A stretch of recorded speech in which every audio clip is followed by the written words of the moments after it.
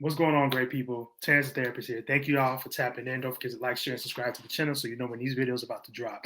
So I wanted to share this video on Atlanta. So if you guys have not seen Atlanta, phenomenal show. Phenomenal show. The last season was crazy. I know a lot of people have their own opinions about it, but I love Atlanta. It is just a great show. This scene right here was epic. This scene right here was epic. The reason why, of course, talks about mental health. The character Earn, he's one of the main characters alongside with Paperboy. If you guys again watch Atlanta, I know the season, excuse me, not the series finale is came up, so they're no longer going to be showing the any new episodes. I should say they're not going to be showing any new episodes, but it's a great show on FX. You can check it out on Hulu. Highly recommend it. I wanted to break down this scene where Earn, again, he's going to be showing a scene where he was in therapy.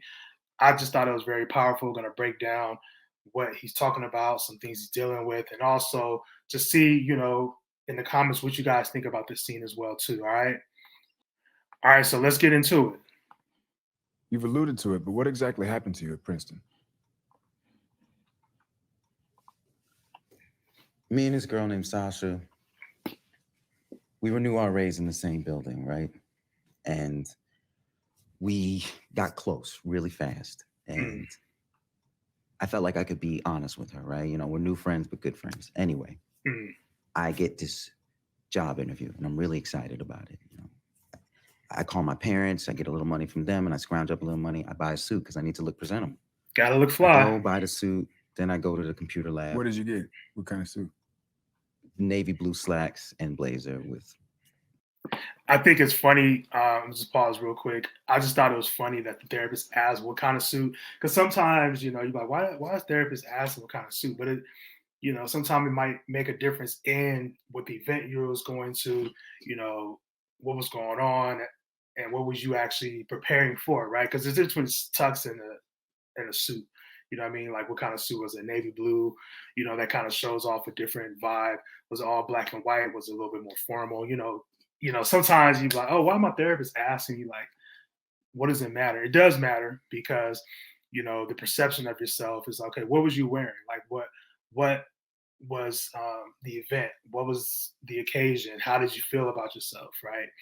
So I just want to just point that out real quick. Let's go ahead and keep it rocking. Leather loafers. Okay, so you were styling. I was styling. It was styling, like super see? nice. I look good. Exactly. Right?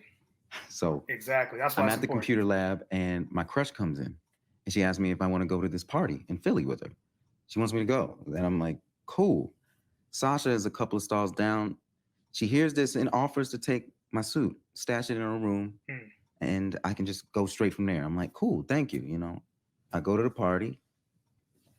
I come back, I text her to get the suit. No response. I text her again. No response. I text her a third time. Same thing. Did something happen? I don't think so. Kind of see where this is going.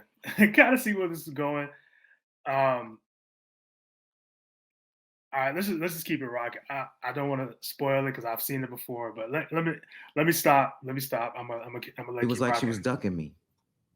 So it's hours before the interview, right? And I'm freaking out. So I'm texting her again. I'm like, "Hey, where's the suit? I really need the suit." And she just writes back, "Sorry, not around." What? So what did you do? Horrible. Man, I went downstairs. I knocked on her door. No one picked up. So I went in there with my master key and I got my suit and I left. Big mistake. So when I first saw this video, I was like, why was that a mistake that he went into the room? Obviously, he's an RA. I believe he said that she was an RA as well, too.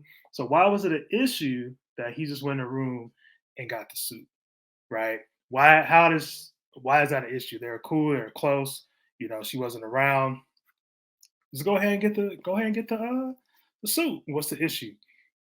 But listen to this because it's an issue until it's not an issue, right? It's vice versa. Things are always not an issue until it is an issue, right?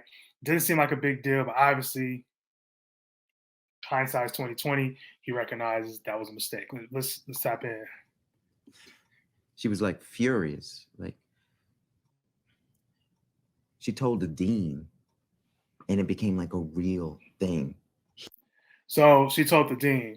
When I first heard this, I was like, I wonder what the demographics of this friend. I wonder if she's black, if she's white, if she's Hispanic, if she, other descent, because why would it be such a big issue, right? Why would it be such a big issue that he went into the room? So I was curious when I first saw this. I was like, well, you know what I mean? Like, well, who cares?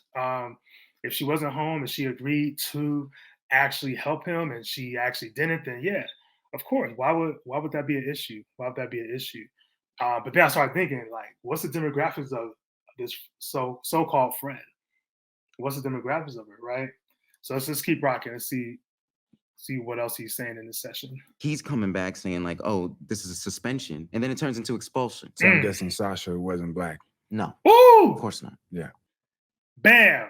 Told you. I told you when I saw this before, but when I was thinking this, I was like, man, I knew it. I knew it.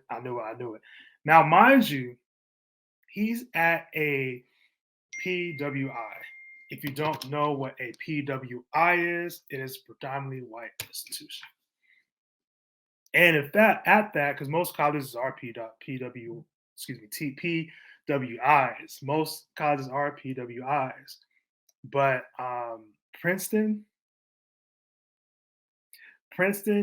is super, super prestige. Ivy League. If you guys don't know what Princeton is, the first time I heard about it was at Fresh Prince. When, watching Fresh Prince, I remember Uncle Phil went to Princeton and Carlton always wanted to go to Princeton. Very, very prestigious school. So let's keep rocking.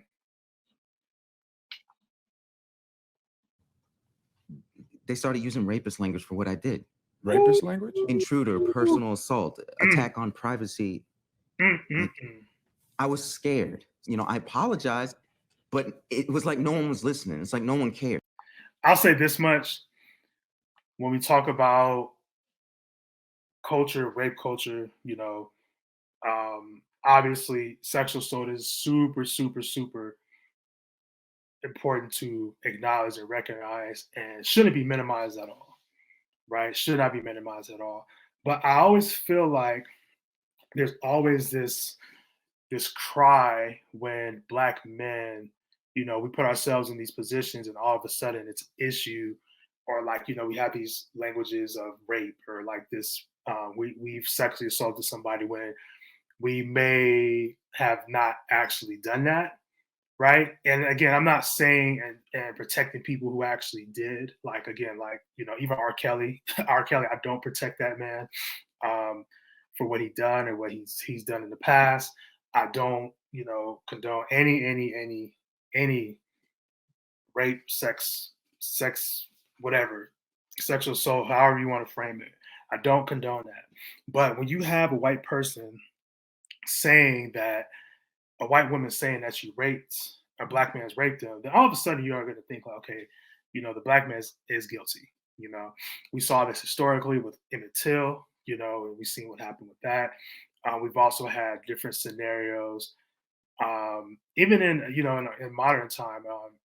There's a story in Los Angeles. I'll put the link in the description. Actually, once I forgot the gentleman's name, but he was actually seen as like a super predator, right? This was like in the 90s, where you had the term super predator was something that was used to identify Black men, and the term super predator was adopted by not only just like society, but also with politicians such as even the president at the time, Ronald Reagan, using the word super predator.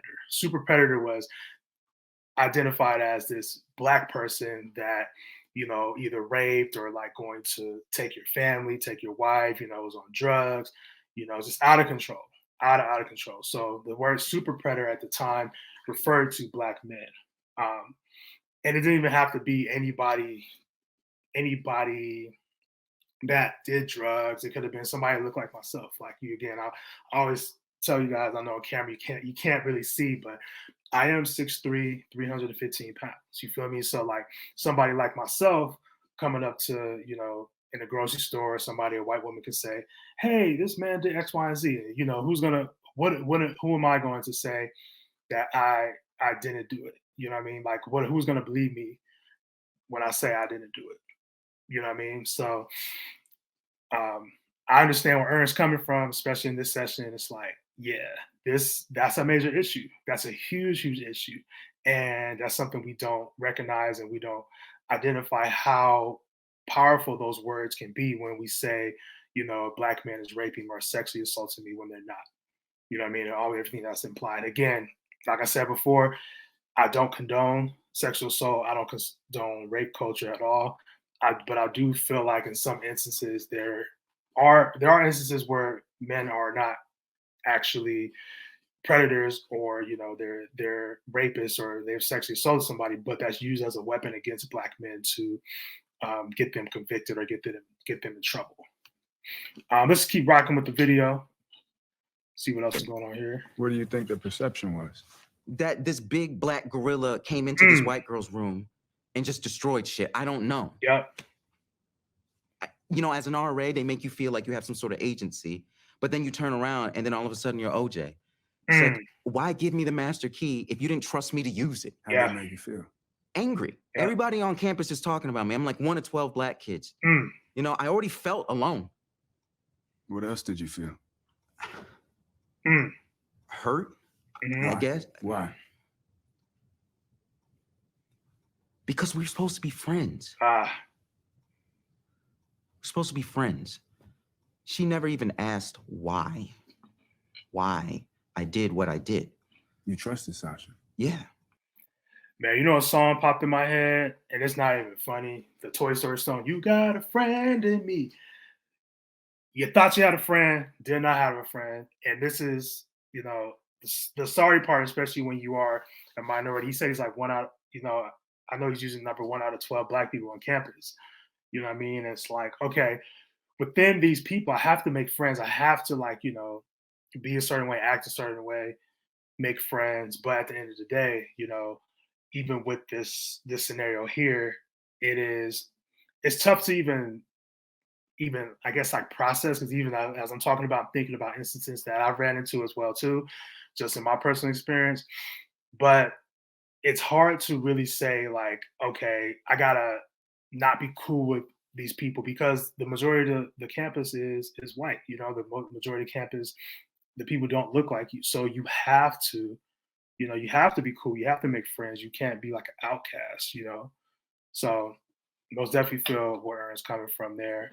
Let's go ahead and finish this off. It's just a couple more seconds left. You were hurt by someone you trusted. Yeah. Essentially. Woo-wee! Great show, man. Great show. Great show. Again, if you guys have not watched it, I'm actually going to, you know, I believe this is, I believe it's the last season, and the episode and season, I'm gonna put it in the description, so make sure you guys check that out. Let me know what you guys think in the comments. I know, you know, this is kind of like a heavier topic, and you know, something we don't really talk about, especially in our culture, especially with black men. Yeah, it's real in the field. It's most definitely real in the field, and I feel like, you know, when we have these conversations about like being the only black man in certain spaces, or even being the only black person in different spaces, like we got to do a lot of code switching. We got to like be somebody who we're not. You know, we have to put on this facade, and it's hard for us to be actually ourselves. But you know, in this case, it's like ultimately, if you guys didn't know like that, if you guys haven't watched it, that scenario actually got him kicked out of Princeton, and that's why he ended up like trying to like figure out another route, which he ended up helping his cousin Paperboy like with his rap career and being his manager. So, you know, he was no longer able to attend Princeton just because of that one incident. Yeah, let me know what y'all think in the comments. Again, thank y'all for tapping in. Terrence the Therapist. Y'all take care. And again, I appreciate y'all showing me love. Let me know what you guys think. Until next time, y'all take care. Peace.